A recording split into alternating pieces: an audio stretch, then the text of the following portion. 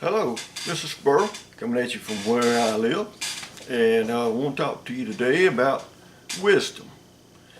There's two different kinds of wisdom. There's worldly wisdom and then there's godly wisdom. There's a big difference between worldly wisdom and godly wisdom. Worldly wisdom is what man has apart from God.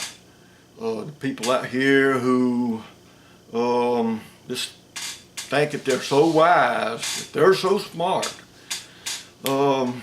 That's not the way God's wisdom works. Wisdom, let's talk about worldly wisdom for a few minutes.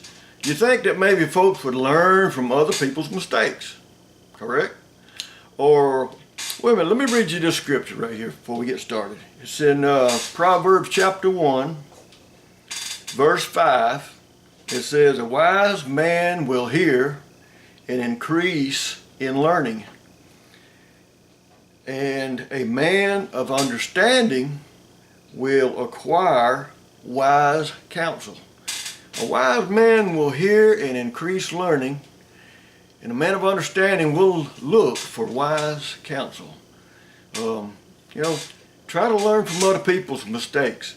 Or let's say on television there's advertisements or commercials of warnings and things like that. Warnings that, don't text and drive. Texting and driving is not good. It has caused a lot of deaths. Texting and driving has. And yet when you go down the road, when you're meeting someone, if you cut your eyes over at them, a lot of times they're doing like this. Trying to drive with one hand and this with another. They got their eyes down in their lap. They're not looking at the road. When you take your eyes off the road, you take your concentration off the road, what you're doing is looking for an accident. You're an accident waiting to happen. When you're driving a vehicle, that should be the most thing. That priority number one, numero uno. But man's wisdom says, I can do this. Nobody else can drive and text like I can. I can take my eyes off the road and still be okay. Yeah, well, sometimes I follow people to Greer, or what was it today? I was behind somebody. They were going from the yellow line in the center to the white line. And they go back to the yellow line and over the yellow line. And I hope you don't meet anybody, because they're going to knock some of your shrapnel off of your truck into my windshield. Got behind a guy the other day. He was all on the other side, yellow line and back. And I thought, well, dude, if you run off the side of the road, I hope you don't flip. Because I got somewhere to go and I don't really want to have to stop and say, this guy was going from white line to white line. Don't text and drive. But yet, our wisdom is, well, I've got to get that text out. I've received the text and I've got to get the text out. I tell you what, and I know the world will never go back to this, but I would be just fine if we were to go back to phones hanging on the wall with an answering machine, So when you get home, you can check your messages. I've got voicemail on my phone and I've got texting on my phone. If someone texts me or calls me and they don't get me, they get my voicemail. Or they can leave me a text and I'll text them back when I get a chance. We've all done it. We've all done it, been going down the road and thinking about, pull up and try to call somebody. But when you take your concentration off the road, that is not wise. And we see time after time after time when they say, this person sent this text out right before they crashed. Or here's another one. Drinking while driving, DUI. It's against the law. It's illegal to do. And if they catch you, they will take your license. You'll have SR22 insurance for no less than 3 years. And then if you got any more tickets, you get it for, I think, 6 months for every ticket you got. I did that in 1982. I got my record expunged. And they expunged everything but a DUI in 1982. Well, I don't do it anymore. But yet at the same time, if something was to ever happen, it would come up as my second offense. Oh yeah, I paid SR22 insurance for 3 years, plus I had speeding tickets on. And so when my wife and I got married, that was in '84, I was still paying SR22 insurance. That put a financial burden on us from the start. But yet at the same time, you know, people think that they can outsmart the law. Oh, I'm smarter than the cops. Well, if you're smarter than the cops, they need to call on you to help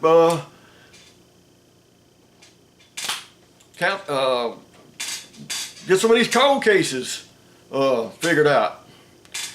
Yet the other day I pulled into QT, my wife and I, to get some gas, and I looked to the left and I saw police officers. I saw a police car sitting there. He didn't have his lights on, but yet he had the woman out of the car because her door was open, and she was out there standing with one foot straight out, and you know, they make touch your nose. Oh, well, my nose moved. Oh, it was real funny until he put her arm behind her back and put these nice little shiny bracelets on her that are actually hooked together with like 3 chain links, and let her sit in the back of the squad car, no less. Woo! Get chauffeured around down to the extended stay motel for probably overnight. If somebody gets her out. Man, if that is worldly wisdom, if that is something you don't need to follow, God's wisdom and worldly wisdom is 2 different wisdom. It's a gun control. Well, in a way I believe in gun control, because you got to hold that thing with both hands so you can control it when you squeeze that trigger. And when you're looking down the sights of that thing, you need to, not just at your target, you need to look beyond your target. Because suppose your projectile exceeds your target. You don't want to be hitting something that you don't want to hit. Yeah, that's gun control to me. Hold it with both hands so that you can actually control it when you squeeze that trigger. Maybe we need to go to alcohol control. Maybe we need to go to automobile control, because a lot of times I'm going somewhere, either to go pick up some medicine, going to the doctor, going to the grocery store, and you watch them, people come right over the yellow line, like it's like my Jeep or my yellow truck is a magnet for people who just, I don't know, have nothing else to do but come over the yellow line like they're going to sideswipe me. Yeah, and I'm on me, I blow the horn. Come on, man. Keep your eyes on the road. Well, that's the way it is with Christianity. If you're born again, a true Christian, you got to keep your eyes on the road. A wise man will, it says wise man will hear and increase learning. Well, so we know that it's not worldly wisdom that we need to listen to. There are a lot of people out here who think that they're so wise, that think that they're so smart. Let me read you something over here. Out of 1 Corinthians chapter 1, verse 25 through 31. It says, because the foolishness of God is wiser than men, and the weakness of God stronger than men. Well, now God is not foolish, but what this is saying, if a man is so wise that he thinks he has arrived and he's got all knowledge and wisdom on how to use that knowledge, it says that the the foolishness of God is wiser than that. So it says, for consider your calling, brethren, that there were not many wise according to the flesh, not many mighty, not many noble, but God has chosen the foolish things of the world to shame the wise. And God has chosen the weak things of the world to shame the things which are strong. And the base things of the world and despise God has chosen the things that are not, so that he may nullify the things that are. Now that's a lot of crisscrossing and back talking in a way. I'll explain it to you here in a moment. So that no man may boast before God, but by his doing you are in Christ Jesus, who became to us wisdom from God, and righteousness and sanctification and redemption, so that just as it is written, let him who boasts boast in the Lord. In other words, man thinks he's arrived, he's mighty, he's great, you know, he's got the mind going on, and people look to people to, oh wow, they're smart, they're full of wisdom, they're full of knowledge. And God it's just like, you know, stepping on a bug.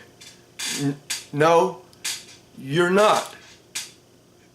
When you refuse to listen to God, when you refuse to turn your life over to God, when you refuse to realize that, you know, you think you're safe, and, you know, you got a bunker somewhere, you climb down in it, you got food in it, and you think you're safe, you never realize there was a black widow spider hiding under your bed the whole time.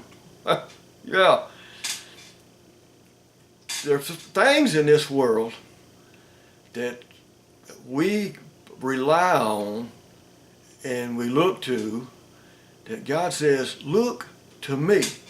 Now even a true Christian can also veer his eyes off the road that God has put you on and be listening, you know, not that you meant to, but your mind wants to wander, and it gets in with the crowd, and it's like popular opinion. It seems like it's the right thing. Well, what about this? What about talking to God and seeing what God has for you?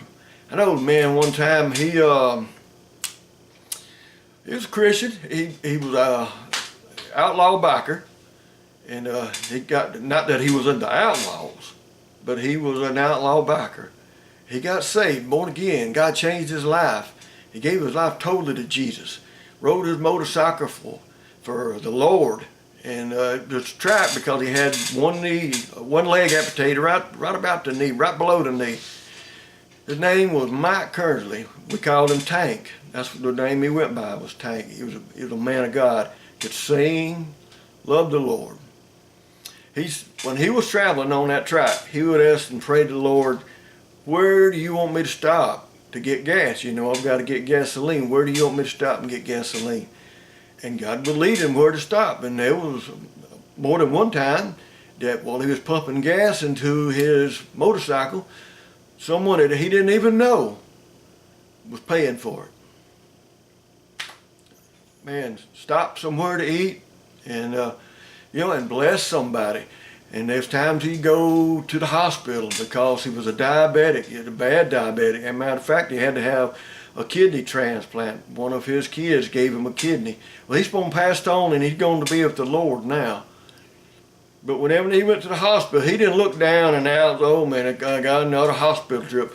He thought of it this way: God has someone there for me to talk to. See, we can look at things the way the world looks at them, or we can look at things the way God looks at them.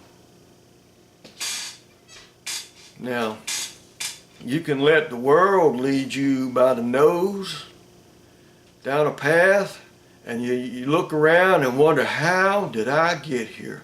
Because you put your eyes on something else besides the cross of Christ. So, anyway, the week